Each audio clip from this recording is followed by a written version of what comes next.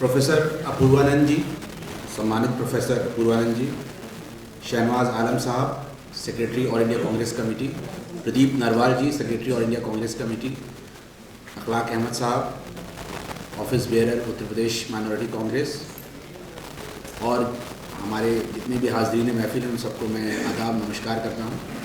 अब जैसा कि ये कार्यक्रम जो कि इसका टाइटल ही है faith politics and law the legacy of the places of worship act 1991, तो इस कानून को बनाने का जो मूल उद्देश्य था वो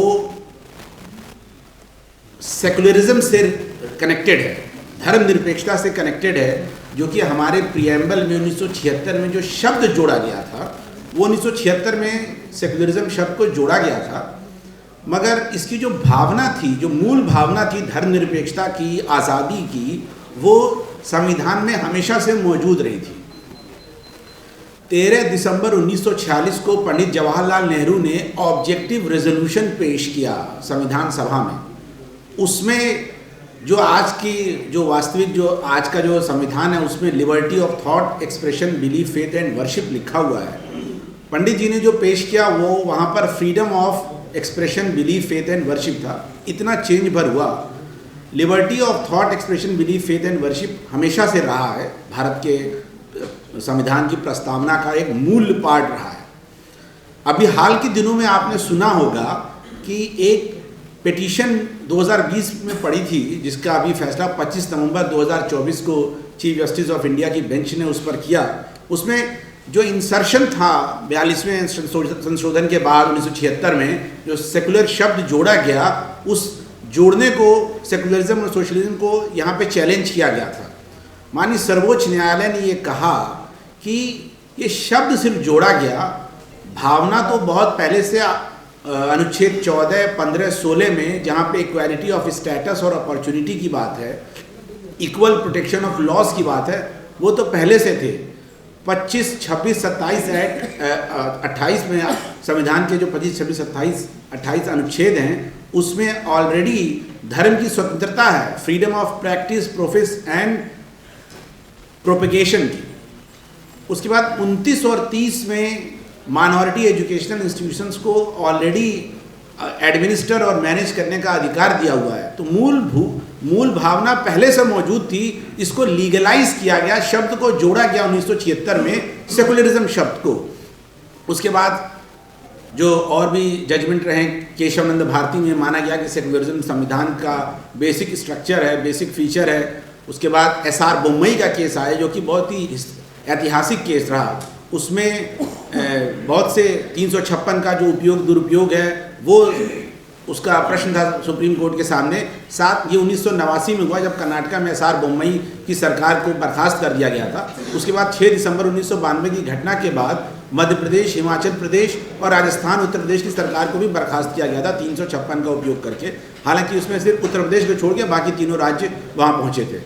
तो उसमें भी सुप्रीम कोर्ट ने ये कहा कि सेकुलरिज्म तो बेसिक फीचर है, बेसिक स्ट्रक्चर है संविधान का, और इससे किसी भी सरकार को ये इजाज़त नहीं दी जाती है कि उससे वो छेड़खानी कर सके।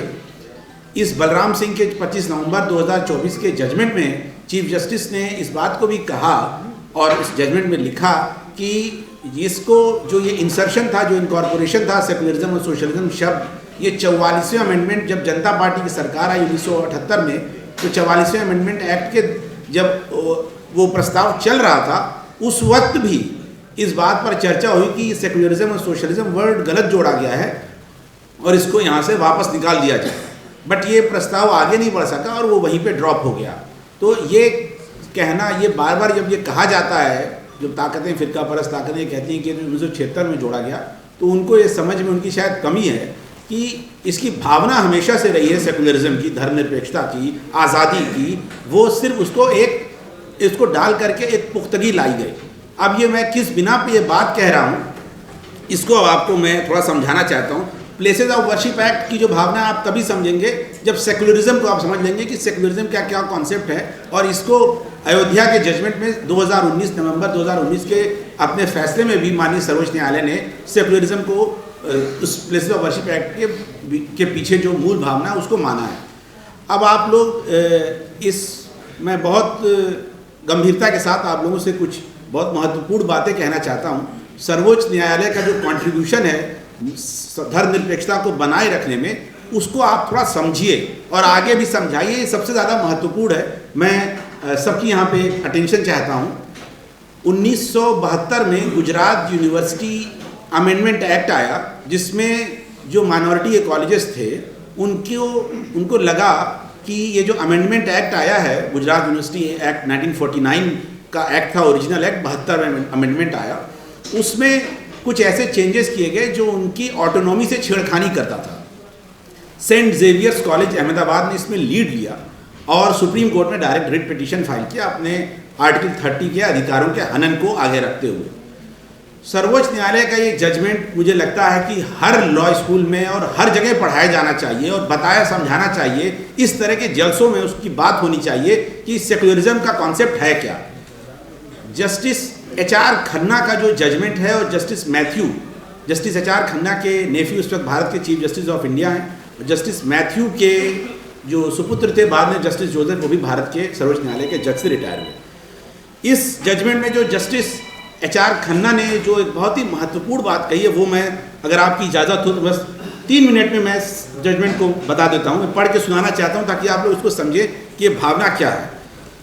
The object of justice Khanna का जजमेंट है, the object of articles 25 to 30 was to preserve the rights of religious and linguistic minorities, to place them on a secure pedestal and withdraw them from vicissitudes of political controversy.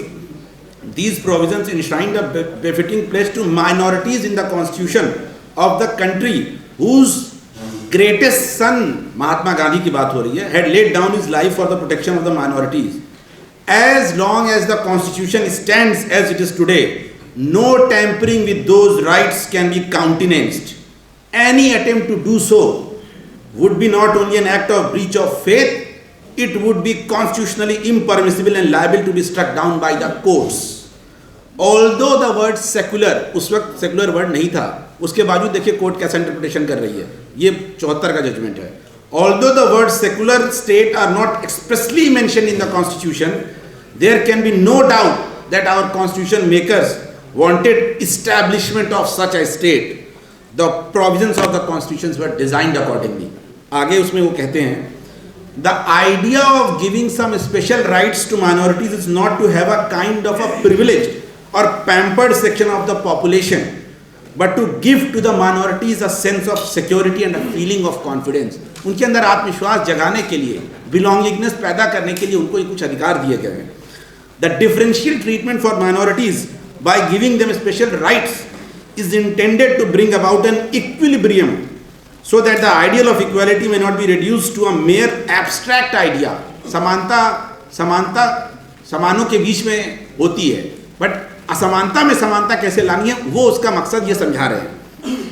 But should become a living reality and result in true genuine equality, and equality not merely in theory but also in fact. The majority, जो बहुसंख्यक आबादी है, majority in a system of adult franchise hardly needs any protection. It can look after its interest and protect its interest. Any measure wanted by the majority can without much difficulty be brought on the statute book. कानून में जब चाहा संशोधन किया और उसको ला सकते हैं majority. Because the majority can get that done by giving such a mandate to the elected representatives. It is the only minorities who need protection. आगे जस्टिस मैथ्यू ने इसमें एक कॉन्करिंग जजमेंट दिया था, मेजॉरिटी के साथ एक जजमेंट दिया था। उन्होंने जस्टिस मैथ्यू ने ये जजमेंट दिया अपना और justice Y Chandrachud, DY Chandrachud, justice DY Chandrachud के पिता के साथ उन्होंने ये जजमेंट लिखा था, उनका भी जजमेंट लिखा। ये 2 पैरा हैं बहुत important. The problem of the minorities is not really a problem of the establishment of equality, because if taken literally such equality would mean absolute identical treatment of both the minorities and the majorities. This would result only in equality in law, but inequality in fact. The distinction need not be elaborated, for it is obvious that equality in law precludes discrimination of any kind, whereas equality in fact may involve the necessity of differential treatment in order to attain a result which establishes an equilibrium between different situations. It may sound paradoxical, but it is nevertheless true that minorities can be protected not only if they have equality but also in certain circumstances differential treatment, जो कि protective discrimination के form में कहा जाता है कि इनको protective discrimination दिया गया है। इन शॉर्ट, ये यूपी मदरसा का जब बहस हो रही थी उसमें ये जजमेंट को साइड किया, जिसको बाद में फिर अलीगढ़ मुस्लिम यूनिवर्सिटी के जजमेंट में भी इस जजमेंट को लिखा गया। In short, secularism is the context, in the context of our constitution, means only an attitude of live and let live, developing in the attitude of live and help live. जियो और जीने दो, ये भारत की secularism, इसको supreme court ने इसको recognise किया और उनकी सबकी रिट पिटिशन अलाउ करी और अल्पसंख्यकों के इस अधिकार को बचाया माननीय सर्वोच्च न्यायालय ने। अब जब आगे बढ़ेंगे इस तरह से कई घटनाएं आई, माननीय सर्वोच्च न्यायालय ने कई बार इंटरफेयर किया और अल्पसंख्यकों के अधिकारों को बचाया। कभी कुछ विषम परिस्थिति आती है, उसके बावजूद सर्वोच्च न्यायालय ने अपना जो गार्जियन ऑफ फंडामेंटल राइट्स है उसका रूप धारण करके कई बार अल्पसंख्यकों के अधिकारों को बचाया है। हमने हाल में देखा यूपी मदरसा एक्ट और अलीगढ़ मुस्लिम यूनिवर्सिटी के केस में दोनों बार माननीय सर्वोच्च न्यायालय ने इसको समझा और सेकुलरिज्म को मेंटेन रखने के लिए जो भी फैसले थे उनको पलटा इलाहाबाद हाई कोर्ट के। उसके बाद एक अभी हाल का एक और 2022 का एक निर्णय और आया, इसमें प्लेसेस ऑफ वर्शिप एक्ट में याचिका करता हैं, उन्होंने एक और याचिका, ऐसी याचिका फाइल करते रहते हैं वो, अभी तक सर्वोच्च न्यायालय ने कॉस्ट नहीं लगाया, मैं समझ नहीं पाता हूँ क्यों। उन्होंने एक आर्टिकल 32 में एक याचिका फाइल करी, उसमें कहा है कि रीनेमिंग कमीशन बनाया जाना चाहिए। जो भी बाहर से आए हैं विदेशी आक्रांता जैसा कहते हैं, वो उनके नाम पर या जो भी इस तरह के नाम पे शहर बसाए गए हैं, उन सबको ख़त्म करने के लिए एक रीनेमिंग कमीशन बनाया जाए। ये मैटर जब गया सर्वोच्च न्यायालय की अदालत में, जब सर्वोच्च न्यायालय में आया तो ये जस्टिस जोसेफ और जस्टिस नागरत्ना की बेंच में गया। उन्होंने इस पर उनको समझाया कि सेकुलरिज्म और बंधुता क्या है, उसको इसमें बहुत अच्छे से उनको समझाया कि भारत का हेरिटेज क्या है, कल्चरल हेरिटेज क्या है, और इसके बाद उसको डिसमिस कर दिया। और यहाँ पे उन्होंने कॉस्ट नहीं लगाई, बस ये एक बात रह गई। उसके बाद आप अब आगे बढ़ेंगे, जब प्लेसेस ऑफ वर्शिप एक्ट पे आएंगे तो ये मैंने आपको बैकग्राउंड इसलिए दिया ताकि आप इस बात को समझ लें कि धर्मनिरपेक्षता हमारे संविधान का एक अभिन्न अंग है जिससे कभी छेड़खानी नहीं हो सकती है। उसके बाद जब आप आगे बढ़ेंगे प्लेसेस ऑफ वर्शिप एक्ट पे आएंगे तो उस समय का जो पिछला 1991 से जो आप 10 साल का पहले का वो देखेंगे, पढ़ेंगे, आगे समझेंगे, तो उस वक्त का माहौल देश का समझेंगे जो आज के माहौल के जैसा था। इनफैक्ट उससे भी ज़्यादा विशियस हो चुका था, आज के माहौल से भी ज़्यादा। उस वक्त जब चुनाव हो रहा था 1991 का, तो कांग्रेस पार्टी का, हमारी अपनी कांग्रेस पार्टी का ये इलेक्शन में मैनिफेस्टो का पार्ट था कि एक ऐसा कानून लाया जाएगा जिससे कि धार्मिक स्थलों की हिफाजत करी जा सकेगी। 1991 में जब ये सरकार आई, राजीव जी का ये सपना था। राजीव जी हमारे बीच उस वक्त नहीं थे। उसके बाद उस वक्त की सरकार ने 1991 में 11 जुलाई 1991 को राष्ट्रपति के अभिभाषण से जब शुरुआत हुई तो प्लेसेस ऑफ वर्शिप एक्ट की बात करी गई।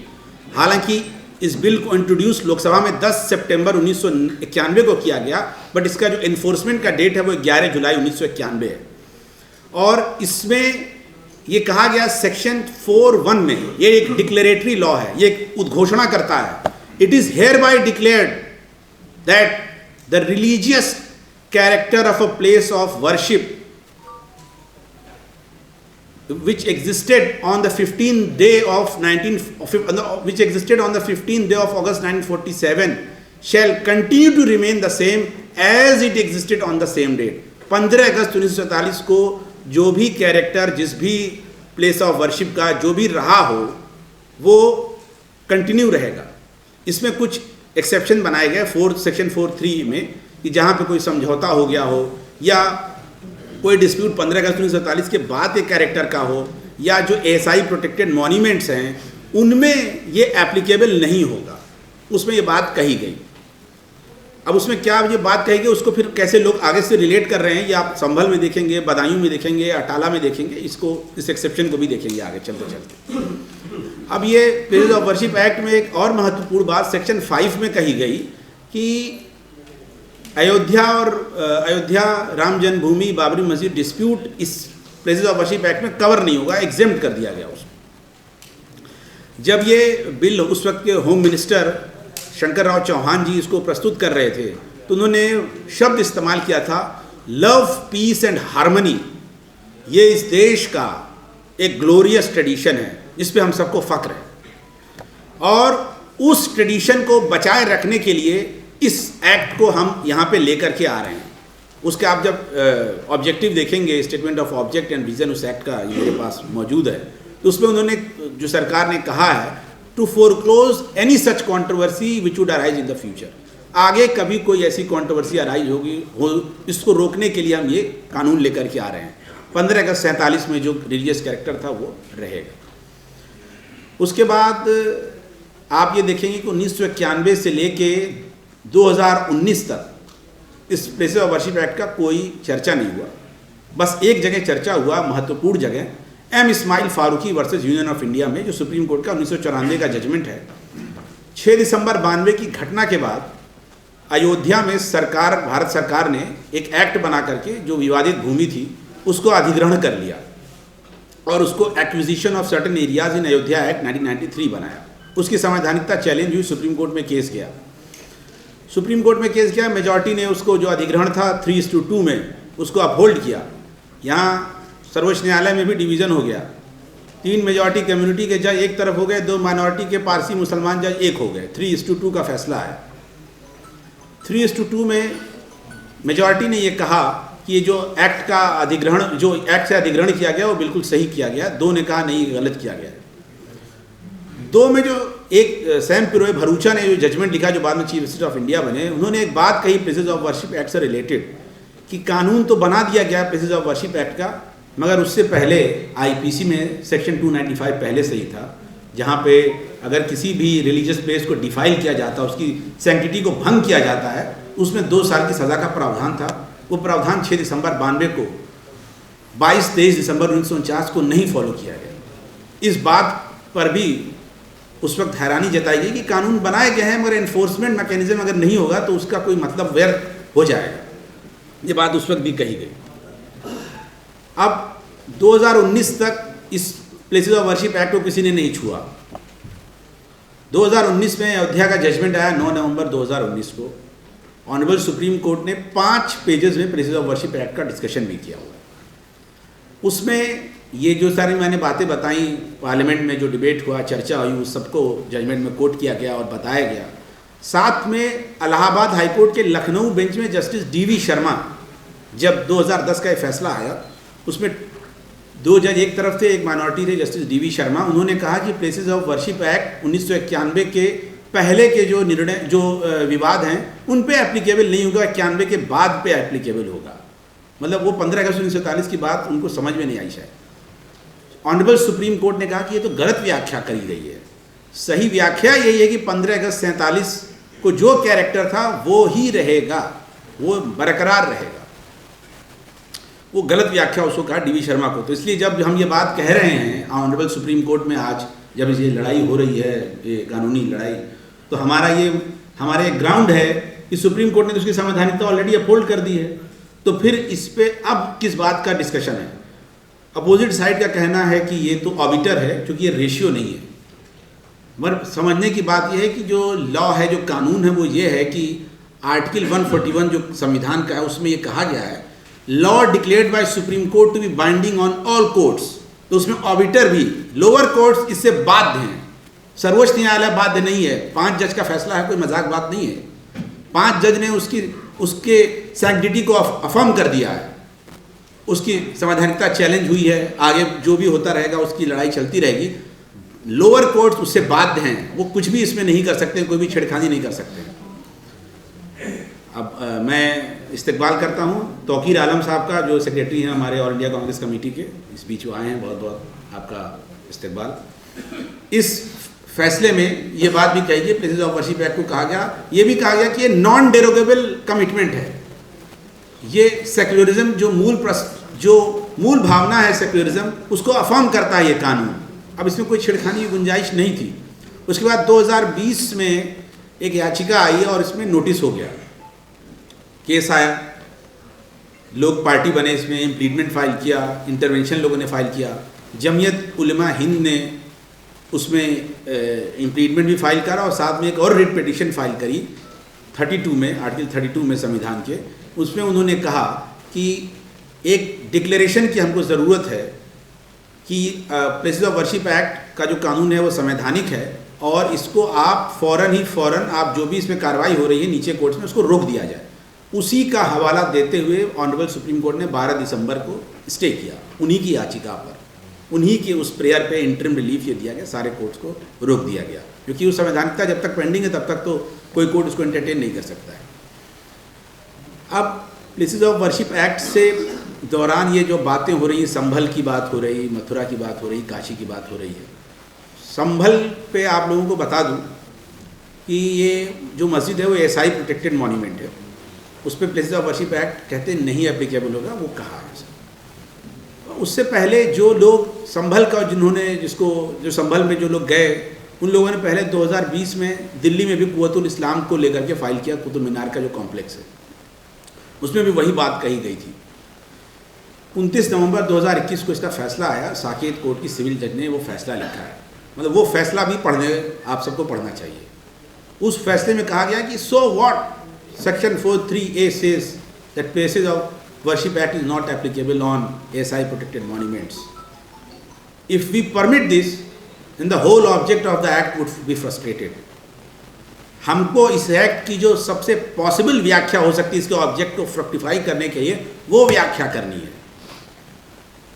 हमारा जो AMSR एक्ट है, ancient monuments and archaeological remains sites act 1958, वो तो ऑलरेडी प्रोटेक्शन दे रहा है, उसके प्रावधान ऑलरेडी सेक्शन 16(1), सेक्शन 20 वो तो ऑलरेडी हैं, बट वो उसमें गई नहीं।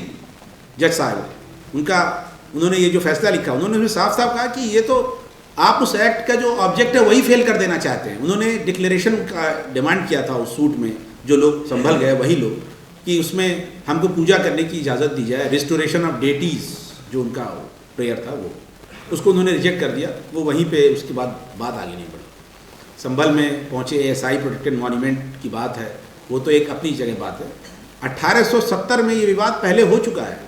डिस्ट्रिक्ट जज मुरादाबाद, संभल उस वक्त मुरादाबाद ज़िले का हिस्सा था। 1870 के दशक में डिस्ट्रिक्ट जज मुरादाबाद खुद संभल जा करके उन्होंने एक जो भी लोग वहाँ मिले उनसे बात करके ये फैसला दिया कि ये तो मस्जिद है। इलाहाबाद हाईकोर्ट में मुकदमा पहुंचा, छेदी सिंह उसमें थे याचिकाकर्ता, वो वहाँ गए। इलाहाबाद हाईकोर्ट ने भी डिस्ट्रिक्ट जज के ऑर्डर को अपहोल्ड किया। ये तो रेस जुडिकेटा हो गया। और ये सबसे इंटरेस्टिंग बात, सबसे जो इसमें सिग्निफिकेंट बात ये है कि जो प्लेंट फाइल किया गया था उस प्लेंट में इस इलाहाबाद हाईकोर्ट के फैसले का भी वर्णन था। उसके बावजूद ऑनरेबल जज साहब ने उस फैसले की कॉपी नहीं मंगाई, देखा भी नहीं और सर्वे का ऑर्डर पास कर दिया। ये एक इंटरेस्टिंग बात है। अब जहाँ तक एसआई प्रोटेक्टेड मॉन्यूमेंट्स की बात है तो उसमें सेक्शन 16(1) जो है AMSR एक्ट 1958, वहाँ पे ऑलरेडी ये कहा गया है कि जो भी रिलीजियस कैरेक्टर जिस उस मॉन्यूमेंट का जो यूज़ होता रहा उसको कोई ऐसे काम के लिए नहीं यूज़ किया सकता है जो कि उसके इनकन्सिस्टेंट हो रिलीजियस कैरेक्टर के। सेक्शन 20O सिविल कोड का जुरिसडिक्शन बार करता है नेशनल मॉन्यूमेंट अथॉरिटी में जाने का, उसमें प्रावधान है। ये बातें उसमें क्लियर कट लिखी हुई हैं। प्लेसेस ऑफ वर्शिप एक्ट का ये पूरा का पूरा आपको मैं वृतांत बता रहा हूँ कैसे ये एक्ट आगे बढ़ा, कहाँ अभी कंट्रोवर्सी हुई। उसके बाद आप मथुरा पे आइए। मथुरा का ये इशू चल रहा था, फिर अभी जीवंत हुआ है।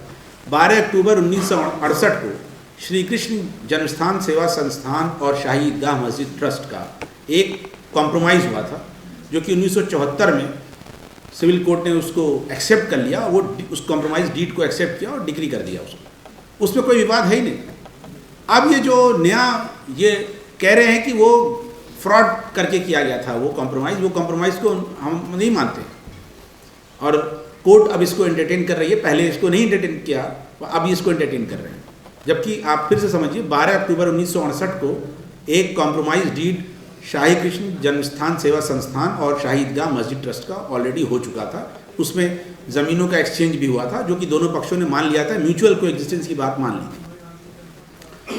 बनारस का सबसे ज़्यादा हाईलाइटेड किस्सा है। बनारस में आप लोग देख रहे हैं कि वहाँ पे एक सुप्रीम कोर्ट की एक बेंच ने कह दिया कि एक्ट तो प्रोहिबिट करता है, जो रोकता है वो चेंज करने से रोकता है, असर्टेन करने से रोकता नहीं है। ये देखिए, अब सिविल जज जो फैसला दे रही है वो क्या कह रही है, और यहाँ पे जो जज साहब हमारे सुप्रीम कोर्ट के, उन्होंने ये बात कही। और जो ऑब्जेक्शन है मस्जिद की इंतज़ामिया कमेटी का कि ये प्लेसेस ऑफ वर्शिप एक्ट में बार्ड है, इसको आप सुनवाई भी नहीं कर सकते हैं, वो वहाँ पे डिस्ट्रिक्ट जज ने रिजेक्ट कर दिया, हाई कोर्ट ने रिजेक्ट कर दिया, वो सुप्रीम कोर्ट में अभी भी पेंडिंग है। ASI के सर्वे की इजाज़त डिस्ट्रिक्ट जज ने दी, हाई कोर्ट ने भी उसको अपहोल्ड किया, सुप्रीम कोर्ट ने भी अपहोल्ड कर दिया।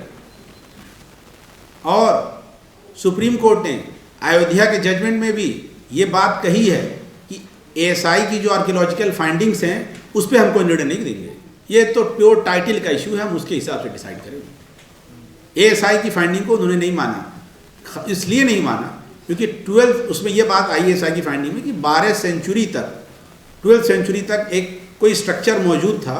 बाबरी मस्जिद 1528 से 30 में बनी, तो ASI की फाइंडिंग में ये बात निकल के नहीं आई कि वो 4 शताब्दियों में क्या हुआ, वो उसमें कुछ नहीं उस फाइंडिंग में निकल कर के आया।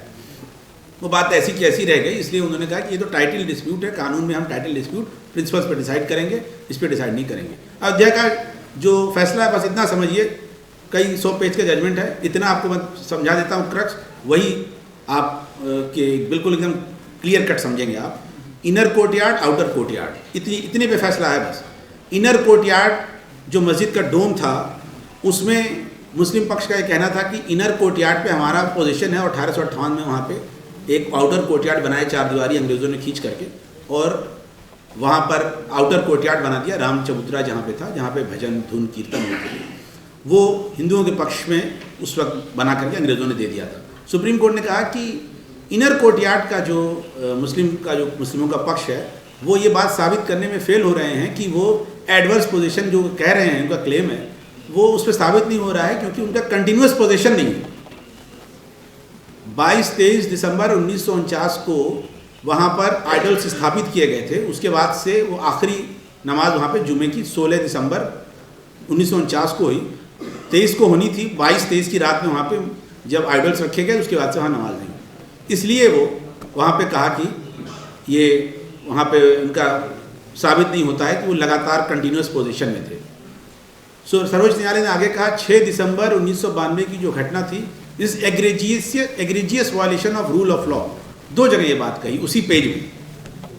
6 दिसंबर 92 को घटना हुई, 2 FIR हुई, FIR में सब जितने एक्यूज थे सब के सब बरी हो गए, 32 एक्यूज थे सब के सब बरी हो गए। एक UPA सरकार के पूर्व कैबिनेट मिनिस्टर थे, उन्होंने एक प्रोग्राम में कहा, just as no one killed Jessica, similarly no one demolished Babri मस्जिद।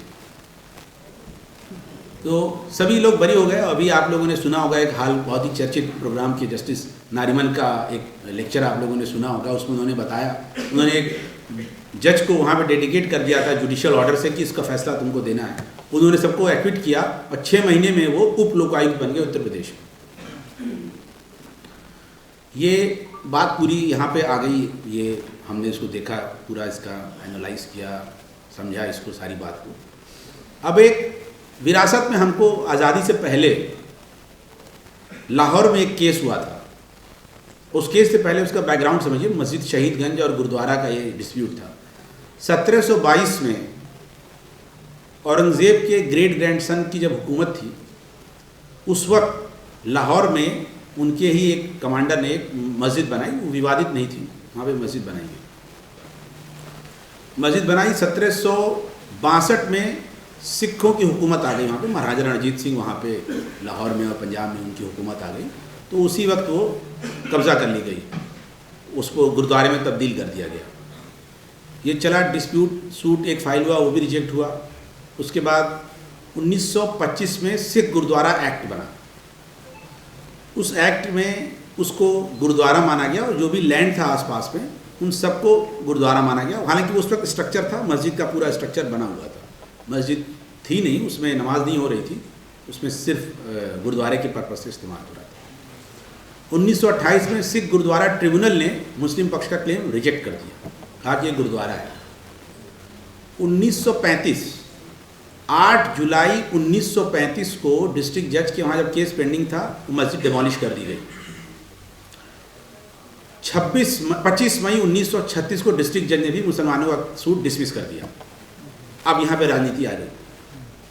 1937 में, अक्टूबर 1937 में जब केस हाई कोर्ट अभी पहुँच गया था, 1937 में मुस्लिम लीग का सेशन हुआ लखनऊ में।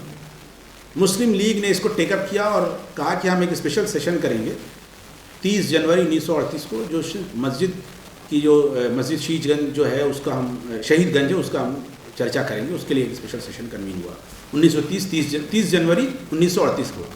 अभी वो अक्टूबर में उन्होंने घोषणा की 1937 में 30 जनवरी को करेंगे। 26 जनवरी 1938 को लाहौर हाई कोर्ट ने मुस्लिम पक्ष के खिलाफ फैसला, उन्होंने डिस्ट्रिक्ट जज के फैसले को अपहोल्ड कर दिया। 30 जनवरी को उनका स्पेशल सेशन हुआ कलकत्ता में। उसमें उन्होंने कहा 18 फरवरी 1938 को हम शहीदगंज दिवस मनाएंगे। राजनीति चल रही। फरवरी आया, मुस्लिम लीग के एक सदस्य थे बरकात अली, पंजाब सूबे में यूनियनिस्ट पार्टी की सरकार थी, बाद में मुस्लिम लीग में विलय हो गया। डॉक्टर सिकंदर हयात खान उस वक्त प्रीमियर प्राइम मिनिस्टर कहा जाता था, जो आज चीफ मिनिस्टर की इक्विवेलेंट है। उन्होंने एक बिल पेश किया। बरकात अली ने, मुस्लिम लीग के एमएलए थे, उन्होंने वो बिल पेश किया। उसका अपोजिशन किसने किया? सर सिकंदर हयात खान ने हाउस के पटल पे उसका विरोध किया। वो बिल था मुस्लिम मॉस्क प्रोटेक्शन बिल 1938। उन्होंने कहा ये तो हम इसको इजाज़त नहीं दे सकते हैं, हम इसकी इजाज़त इसलिए नहीं दे सकते हैं कि देश में कम्युनल हार्मनी डिस्टर्ब हो जाएगी। आज आप यहाँ मेजॉरिटी में हैं तो आप ये चाहते हैं कि हम ये कानून बना करके ये इस तरह हम एक्वायर कर लें। उस बिल में ये था कि एक्वायर कर लिया जाए हर उस जगह को जहाँ पे इस तरह का डिस्प्यूट है, लैंड एक्विजिशन एक्ट में। उन्होंने उसको वहीं ड्रॉप करवा दिया, उसको फेल करा दिया, उनके मंसूबों को ध्वस्त कर दिया 14 मार्च 1938 को सर सिकंदर हयात खान ने। बहरहाल पॉलिटिक्स चलती रही, मुस्लिम लीग की पॉलिटिक्स चलती रही, आगे मामला गया। 1940 में प्रिवी काउंसिल ने नीचे के सारे कोर्ट के फैसलों पे मोहर लगा दी। उसमें एडवर्स पोजीशन का था कि जब इतने 100 साल से आपके पास है नहीं तो आप इसको क्लेम कर ही नहीं सकते हैं। और जो एनेक्सेशन की बात है, एनेक्सेशन जब हुआ, ब्रिटिश एनेक्सेशन हुआ, एनेक्सेशन ऑफ पंजाब 29 मार्च 1849 को, उस वक्त वो सिखों के पास थी। याद करिए अयोध्या के जजमेंट में 7 फरवरी 1856 को अवध का एनेक्सेशन हुआ। उस वक्त सुप्रीम कोर्ट ने क्या कहा, अयोध्या का जजमेंट वो देखिएगा और यहाँ पे दूसरा प्रिंसिपल है। उसमें 29 मार्च 1849 को एनेक्सेशन हुआ तो उस वक्त पोजीशन सिखों के पास था। प्रिवी काउंसिल ने कहा कि आपका वक्फ का लॉ एक अलग है, बट जब यहाँ पे फेथ की बात है तो हम एडवर्स जो टाइटल का जो सिद्धांत है, एडवर्स पोजीशन और लिमिटेशन, हम उस पर फैसला देंगे। उन्होंने नीचे के कोर्ट्स को अपहोल्ड कर दिया। दोनों मुल्क आज़ाद हुए। अनफॉर्चुनेटली पाकिस्तान बना, फिर से बहुलतावादी मानसिकता आ जाती है। लोगों ने कहा कि हम तो गुरुद्वारे को तोड़ देंगे, हम तो यहाँ रहने नहीं देंगे। कोर्ट में मामला पहुँचा। कोर्ट में जज साहब ने बुला के पूछा कि कोई ऐसा शख्स है जो ये कह सके कि उसके बाप दादों ने उस मस्जिद में नमाज़ पढ़ी है? कोई वहाँ मौजूद नहीं था। आप 200 साल पुरानी, 250 साल पुरानी बात हो गई, इसमें कहाँ कौन मौजूद रहेगा? आज भी गुरुद्वारा एग्जिस्ट करता है, बेटर सेंस प्रिवेंट। आज भी गुरुद्वारा वहाँ पे नौलखा बाज़ार में वो एग्जिस्ट करता है। तो इस तरह अगर समझ बूझ से आगे बढ़ते हैं तो बात आगे चलती जाती है, बढ़ती जाती है। कम्युनल हार्मनी की बात कही जाती है। फ्रेटर्निटी संविधान की प्रस्तावना में, उद्देशिका में लिखा हुआ है, बंधुता। वो बंधुता हम सब के लिए बहुत महत्वपूर्ण है। इसको मद्देनज़र रखते हुए जो बाबा साहब का संविधान है उस पर हम सबकी अटूट श्रद्धा होनी चाहिए। ये कोई ऐसा संविधान नहीं है, अंग्रेज़ों का कोई संविधान नहीं है ब्रिटेन में आज तक। अमेरिका में संविधान है, मगर ब्राउन वर्सेस बोर्ड जैसे वहाँ पे भी किस्से होते हैं। काले बच्चों को हम नहीं पढ़ने देंगे, बाद में सुप्रीम कोर्ट का फैसला आया, वो इम्प्लीमेंट नहीं हो रहा था, बाद में दूसरा फैसला आया। हमारे वहाँ पे कोर्ट्स ने करके भी दिखाया है, ऑर्डर्स भी पास किए हैं। हमारा जो संविधान है उसको रिवरेंस के तौर पे हमको देखना चाहिए। तो उस वक्त हम इमेजिन करें, डॉक्टर भीमराव अंबेडकर, पंडित जवाहरलाल नेहरू, सब लोग जब उस वक्त मौजूद थे, इतने हाई इस किस्म के लोग मौजूद थे, और उन्होंने जो कि सब, जिनका सबका इंटरनेशनली एक्लेम्ड सबके सब लॉयर्स थे, उन लोगों की मौजूदगी में ये बात हुई और इस तरह का एक लिविंग डॉक्यूमेंट हम लोगों को मिला। हम सबको फ़ख्र होना चाहिए कि हम इस देश के वासी हैं जहाँ पे हमको इतने अधिकार किए गए। मुसलमानों के सारे स्कूल ऑफ थॉट, सुन्नी और शिया, हिंदुस्तान में एग्जिस्ट करते हैं। बता दीजिए कोई भी ऐसा मुल्क नहीं है जहाँ पे सुन्नी शिया दोनों थॉट एग्जिस्ट करते हैं। जैनिज़्म के, बुद्धिज़्म के, हर तरह के स्कूल ऑफ थॉट यहाँ पे एग्जिस्ट करते हैं। Hanafi school, Maliki school, Shafi'i school, Hanbali school, सब यहाँ पे एग्जिस्ट करते हैं। शिया में इतना शरी स्कूल, बाकी जो स्कूल सब यहाँ पे एग्जिस्ट करते हैं। उसके बाद देवबंदी, बरेलवी, सलाफी, सब कुछ यहाँ पे एग्जिस्ट करता है। संविधान ने मान्यता दी हुई है भाई, माना जाता है, सबको अपना अधिकार है। हाँ, बस ये आर्टिकल 25 की जो लैंग्वेज है वो ये कहती है subject to public order, morality and health. ये राइट आपको तभी मिलेगा जब कानून व्यवस्था, public order, morality, constitutional morality और हेल्थ, उसके अगर कॉन्ट्रडिक्शन में होगा तो ये आपको राइट नहीं मिलेगा। अब आप ये कहें कि हम लाउड स्पीकर पे बजाएंगे, धार्मिक नारे लगाएंगे, तो ये नहीं हो सकता। ये सारी बातें अपने जहन में रखना है। भारत के संविधान ने और सर्वोच्च न्यायालय ने हम लोगों को उसका इंटरप्रिटेशन जो किया अधिकार संविधान में दिए हैं, उसको देख के मद्देनज़र रखते हुए अपने जो विरासत मिली है हम लोगों को, जो हमारे कॉन्स्टिट्यूशनल फोरफादर्स से इन्होंने संविधान बनाया है, उनका कमिटमेंट कितना ज़्यादा रहा होगा कि उन लोगों ने हमको ये संविधान जैसा डॉक्यूमेंट दिया। ये हमारी समझ पे है कि हम उसको कैसे आगे लेके जाते हैं। इसलिए डॉक्टर अम्बेडकर आखिरी में यही बात कह के उन्होंने प्रोसीडिंग जब क्लोज करनी थी यही बात कही थी, however good constitution we may create today, but ultimately if it fails then it's we the people who have failed. Thank you very much.